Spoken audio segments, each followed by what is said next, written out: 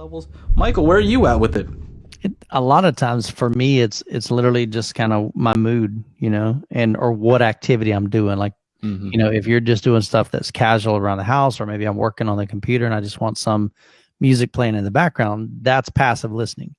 Very rarely will I ever like sit down and just listen for 30 minutes or an hour or 3 hours to music and analyze and get into it. That's not me. I'm typically doing that multitasking kind of thing. But there are times to where, let's say you're bummed out, you're like, man, it's just been a crappy day. Music can change that mood and music can alter that.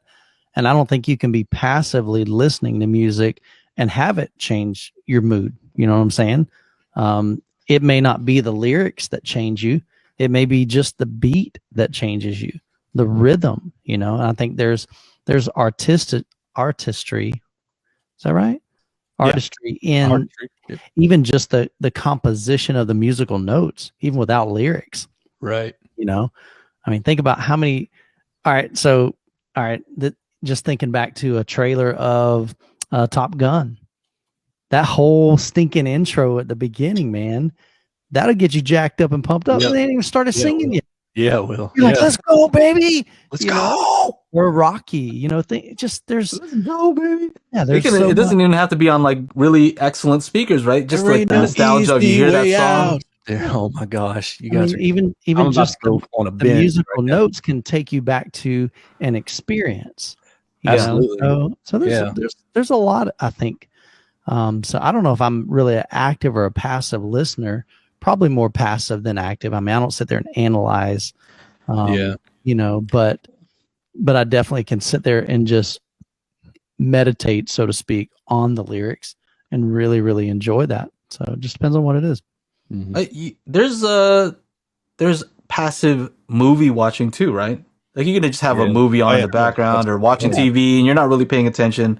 You're just like, you hear a funny thing, you're like, oh, that thing was funny. I watched this movie before, right? Yeah. Versus your purpose is, I'm going to sit down here and I'm going to watch something that Aaron recommended that I should have watched like 10 years ago. Yeah. And I'm just going to sit here and turn everything off and just focus on this, So that's what I did this weekend with what is it? The Honest Thief with Liam Neeson. How was it? Yeah, how was that? It was all right. Crooked cops, $9 million, bank robbery. Somebody trying to backstab somebody. Cool story. A little bit of action. He was a demolitions expert, so there's a bunch of things blowing up. Oh, of course. Yeah, I ran the Focal's full range. It sounded pretty good.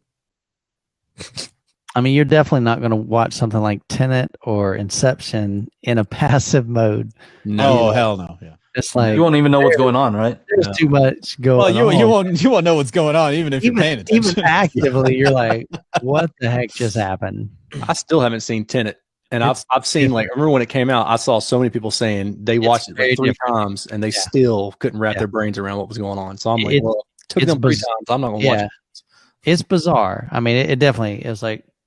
That's an interesting concept. I don't know what they're doing, but I don't know why that happened. But okay, that was cool. Something blew up, So before we go, I just want to finish up this last topic and just say, what's more important to you guys? Understanding what the person is saying as far as the words and the meaning behind the words, or how resolving it is that you're hearing every single detail of that song and how it came out and how it was recorded, or really trying to understand what the person's saying. I would say trying to understand the person is more important. Well, and that's kind of actually what my brother was asking me. It was more like, when you listen to it, are you listening for what they're saying? Are you listening to like, how the song was created? Because there's people that go into like, they break songs down and they say, this person was a great, songwriter, or this person was great at putting these songs together, and composing songs and stuff. Or do you just listen to the music and that's kind of it? It's a passive thing and you're done. You're not putting thought into what's going on with the music or the lyrics or anything. So I fall on the latter part, unless, Michael had a really good point about, I guess your mood. And it makes me, dude, when you said that, the first thing I thought was, and I'm sure all of us have been there, go through a severe breakup. Yeah. And then you're listening to those like same songs on rotate for like months or however long it is, to help get you through it. And so now when you hear it, That's the first thing you think of. And it's that blast of the past, you know, and oh man, I'm so glad I wound up not being with her. Yeah. Worked out better in the end. I was heartbroken then, but like I think of Default. I don't know if you guys remember Default. They were a Canadian band. Gosh, I can't even think of what they used to sing. But anyway, they had a big song when I got dumped by this chick that I really liked. And so I came on the radio the other day and I thought about that, man. But yeah, I mean, to me, that would be active listening. Is you're looking to get something out of it rather than just kind of going with the flow, I guess. And then, you know, I think back in the day when, you know, most of it was on vinyl, like you had to kind of be more active, right? Yeah. Because it was more of, I wouldn't say a production, but there was more into it. Like, you know, you wouldn't just go track, you know, oh, let's go to track 4. Oh, let's go back to track 2. No, you play the record from, you know, start to finish. Like, so you would, you know, it would be more of an experience than it is like, you know, when, you know, CDs came along, right? Yeah. So, I'm over here. I'm kind of referring to Reginald again because I know that you're all about resolving. And so we're buddies. And so I listened to one of the test tracks that I listened to is Dinah Washington, What a Difference a Day Made, right? And so there's this one part that I listened for on speakers where she moves and you hear like the wood creak. Yeah. Right? And you can only hear that on certain speakers because it's like one of those things, if you're too far, the high frequency roll off is going to eliminate it. All these so that's one thing I look for, right?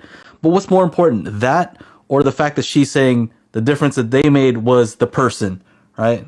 The difference was you. Like, to me, that has more impact than the being able to hear the wood creak. And then the creak detail. I'd say so. To me, like I hear things like that in music too. And to me, like once you hear it, then you're like, oh, check this out. And you tell your friends, but then that's over. You know, that's experience because then you hear it every time because you've heard it that one time before. So I don't know, but the lyrics stay the same. The lyrics, the meaning, I think that's more important to me. So anyway, that's where I'm at with it. I like those little things because sometimes you hear details and it was done on purpose, you know, and the fact that you were able to hear it, you're like, oh, that was kind of cool. And sometimes it's an accident and you're like, oh, that's cool that I could hear that. And maybe they couldn't with their speakers back in the day. Right. Yeah. I run into stuff like that.